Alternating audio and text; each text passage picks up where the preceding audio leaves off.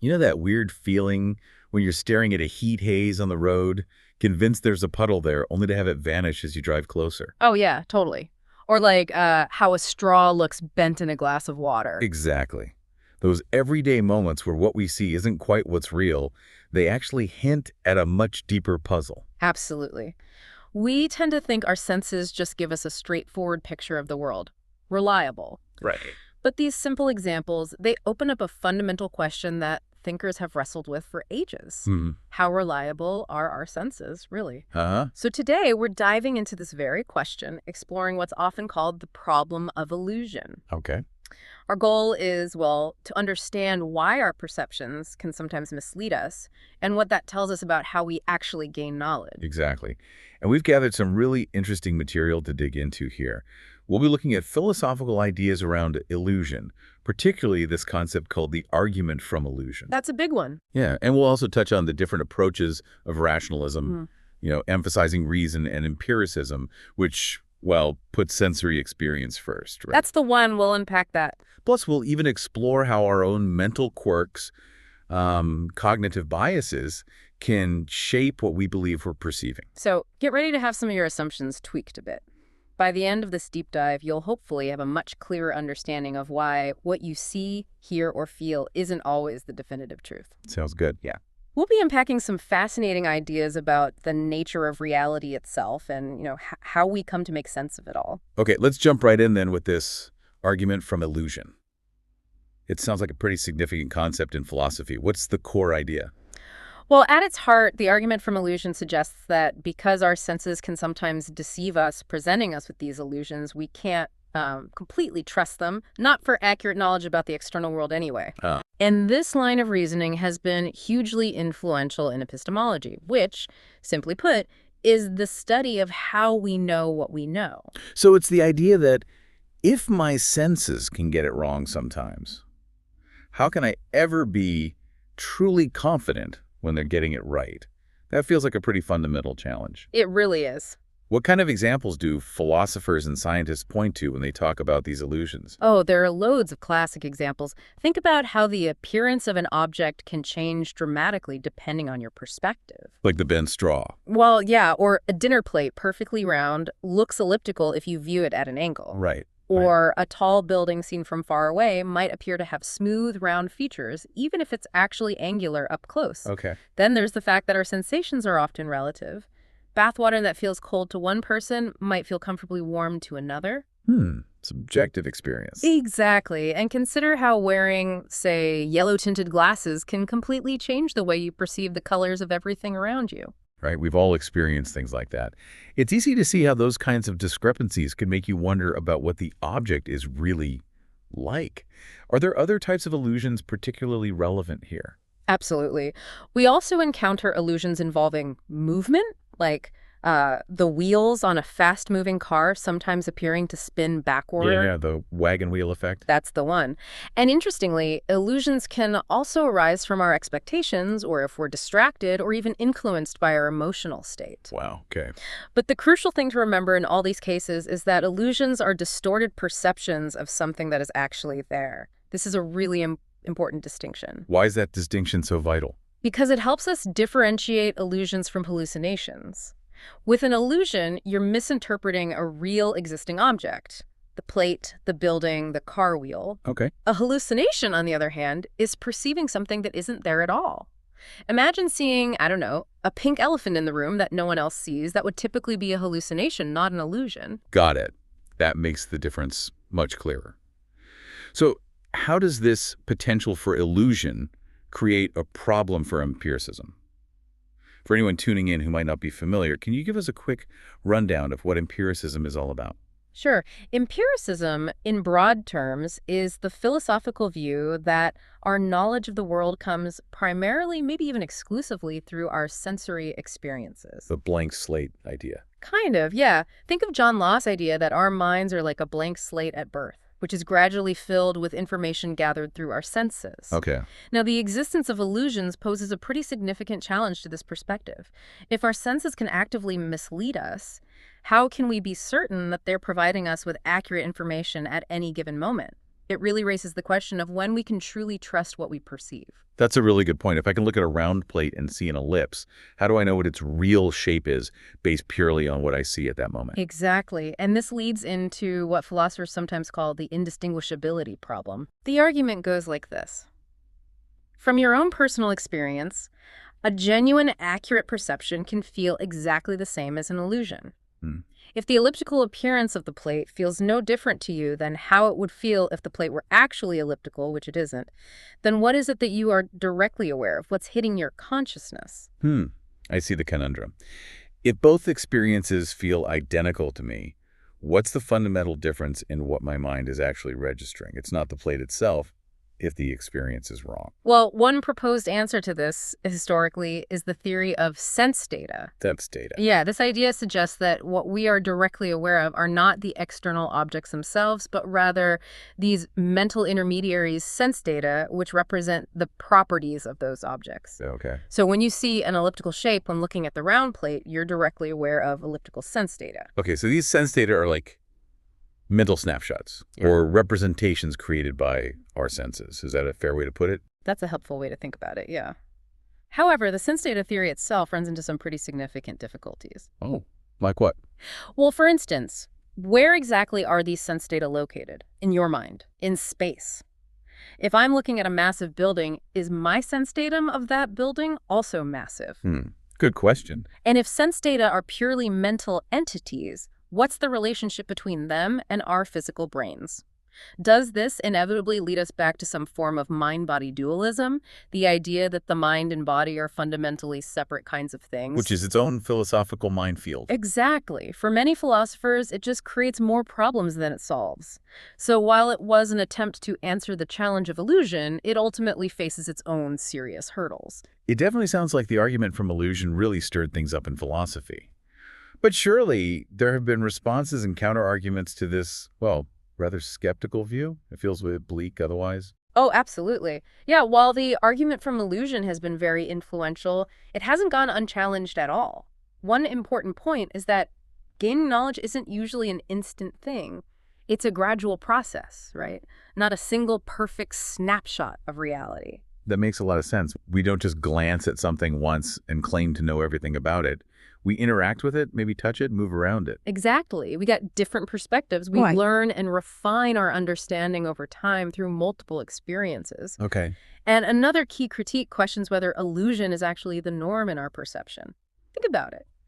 Most of the time, our senses seem to give us pretty reliable information. True. I mean, I managed to walk around without bumping into things most days. Right. We can navigate our surroundings effectively, catch a thrown ball, recognize faces. Illusions, while they definitely grab our attention because they're weird, are often the exceptions rather than the rule in our daily sensory experience. So the argument from illusion might be kind of exaggerating how frequently our senses actually lead us astray. That's a central point of the counterargument, yeah. Furthermore, we rarely rely on just one sense in isolation, do we? No, not usually. Our other senses, our memory of past experiences, even tools can help us verify or disprove illusory perceptions. You mentioned the round plate looking elliptical well. We can reach out and touch it to confirm its roundness. Or take a picture, maybe. Or take a picture, exactly. Get another visual perspective. If we're unsure about how something appeared from one angle, we use other means. And even just understanding how certain illusions work can change how we perceive them, right?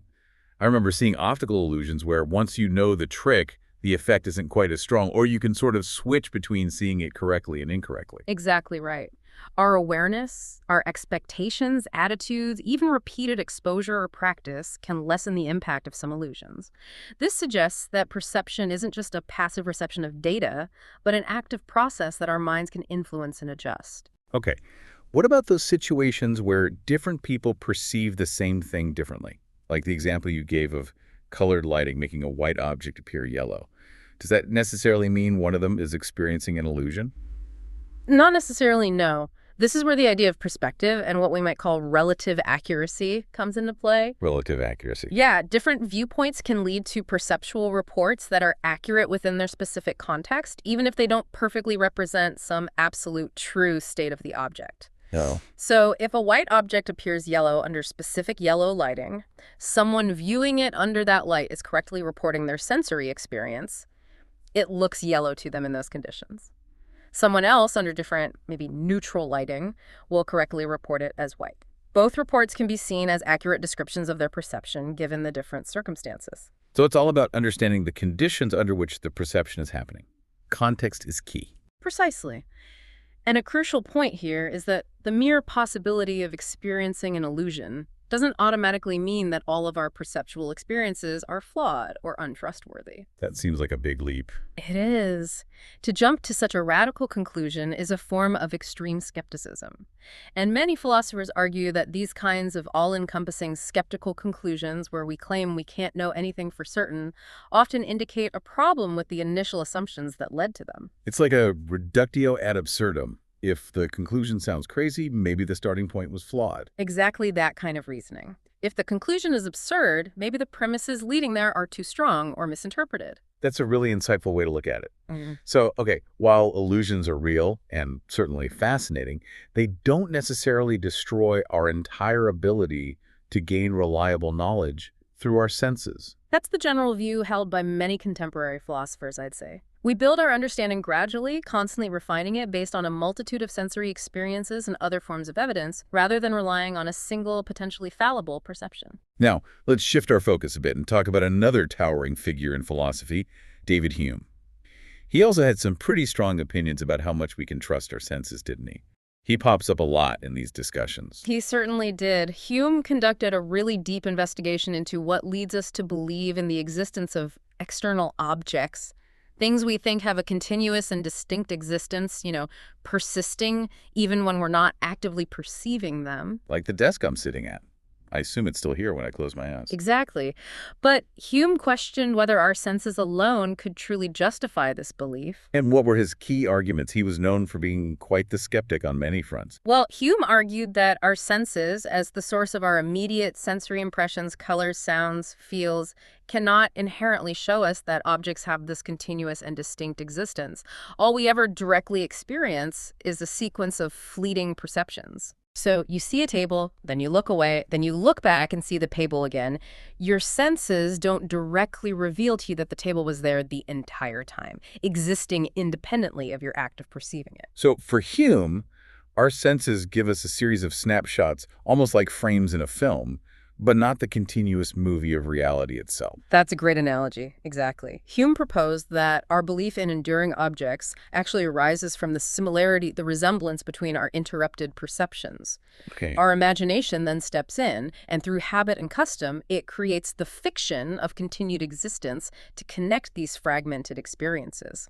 It's our minds essentially filling in the blanks to make sense of the coherence we observe. That's a fascinating idea. So for Hume, the concept of a stable, independent world out there is more of a mental construction, a useful fiction perhaps, than a direct reflection of what our senses tell us. That's a central aspect of his argument, yes. He also pointed out that when we reflect on our perceptions, we realize how dependent they are on our bodies. How so? Well, think about the simple act of gently pressing on your eyeball. It causes you to see double, right? Yeah, done that as a kid.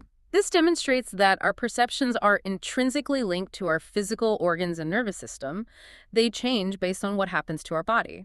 This suggests they don't possess a truly distinct or independent existence out in the world separate from us. That makes intuitive sense.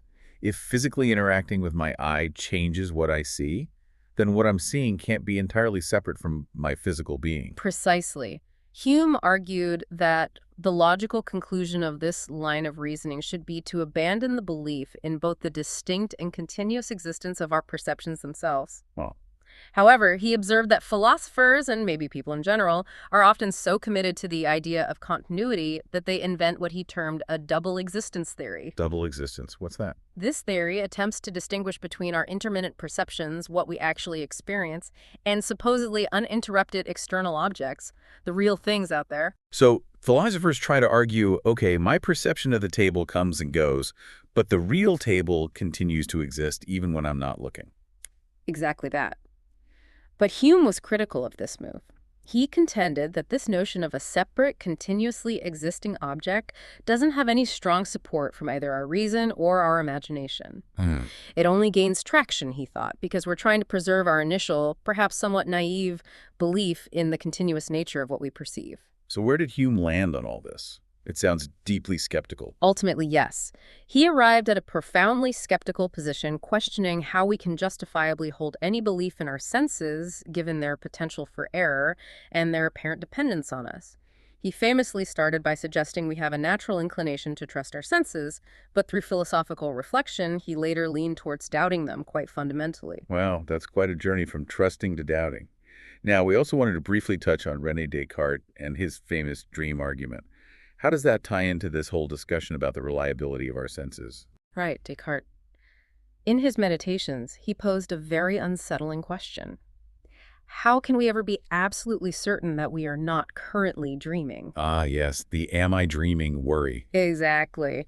He argued that the experiences we have in dreams can be so vivid and lifelike that they are often indistinguishable from our waking experiences. We've all had those dreams that feel incredibly real. Sometimes it takes a moment after waking up to fully realize it wasn't actually happening. Precisely. And Descartes' point was, well, if it's always possible that we are dreaming and our dream experiences can be indistinguishable from reality, then all of our sensory knowledge becomes potentially unreliable. Because you can't be sure which state you're in. Right.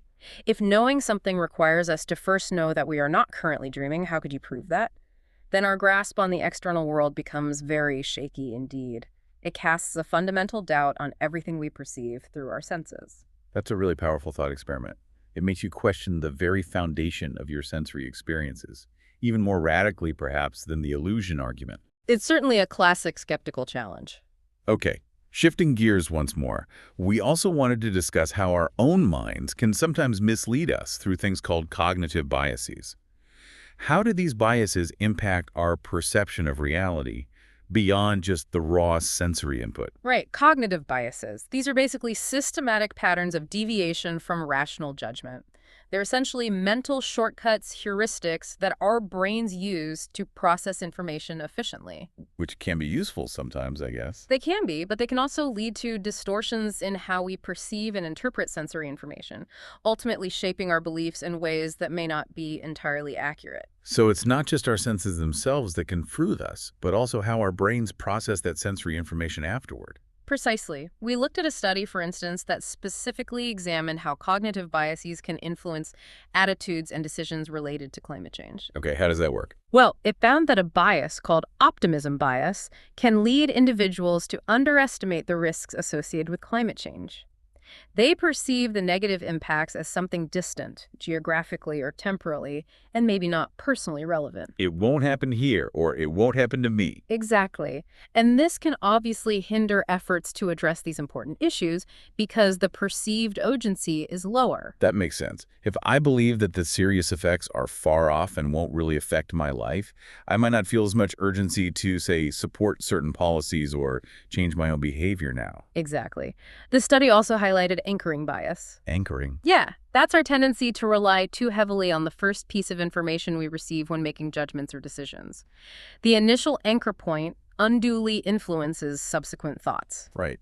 So in the context of climate change, this means that initial information, even if it's outdated or maybe not entirely accurate, can significantly shape our environmental attitudes and policy preferences long after we encounter better information.